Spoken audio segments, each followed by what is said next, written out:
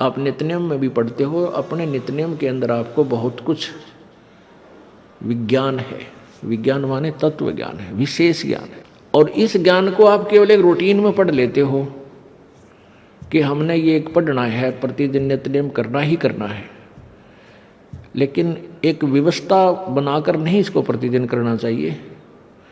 जितनी देर भी इसको सुनो, किसी भी पार्ट को, इसके नित्यनेम का जितना भी बुद्धि मन निश्चल हो तेरा आपका, तो ये विचार करे कि इसमें क्या बोला है मालिक ने अपनी वाणी में, क्या आदेश है तेरे लिए।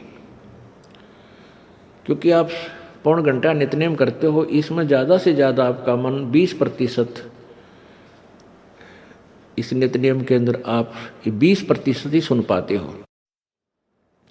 उस 20% को भी यदि आप विचार करो डेली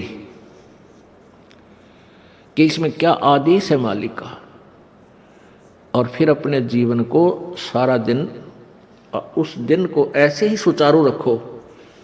क्योंकि आपको घर से निकलने से पहले ये पढ़ा इसलिए जाता है कि आपके साथ रास्ते में कोई निकम्मा भी टकराओगा, कोई गाली देने वाला भी मिलेगा, कोई बुंडा भी बोलेगा, कितना कोई आंट भी लावेगा।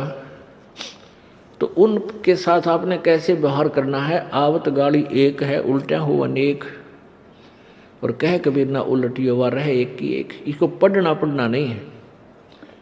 मान ले कोई बुंडा बोला है, गलत बोलता है, गाली देता है, तो उसने तो कर दिया यूँ काम, और आप भी उल्टा दोगे तो फिर 4 और देगा कि वो तो पूरे मूड में है, वो तो फुल मूड में है लड़ाई के में, और आप भी आगे से उल्टी बोल पड़ोगे तो वो तो 4 बैठा है। जब बरसात क्या उनका मुकदमा रोज कर लेते दिन में। तो कहते परमात्मा आवत गाड़ी एक है, उल्टा हो अनेक, और कह कबीर ना उलटियो रहे एक का एक। और देख आगे कितनी प्यारी बात कही है। गाली ही से उपजे कलह, कष्ट और मौत, मृत्यु तक तो पहुंच जाती है एक छोटी सी गाली। गाली ही से उपजे कलह, कष्ट और मीच, हार चले सो संत है, लाग में रहे सो नीच। हम भगत भी हैं और दूसरा में बुंडा अच्छा बोल रहा है, और उसने मान लिया किसी किस कह दिया, हमने उसका 2 दड़ाग धर दिए, उल्टे भी बोल दिए, फिर वो मारन पर उतारू हो गया, फिर हमने उठोक दिया। हो सकता है आप उसे तगड़े भी हो और अच्छा भी संवार दो, फिर आप में उसमें कसर के रहेगी। आप तगड़े भी हो और आपसे हल्का आदमी भी आपने बूढ़ा अच्छा बोला है, उसने बालक समझ के अनजान है, उससे बचो। तो इन नित्य नियम करने का डेली हमें जो पाठ करते हैं, इससे ज्ञान यज्ञ तो होता ही है। ज्ञान यज्ञ के साथ हमने समाधान भी इसका साथ पैरेलल करना पड़ेगा, तभी इसके पढ़ने का लाभ है।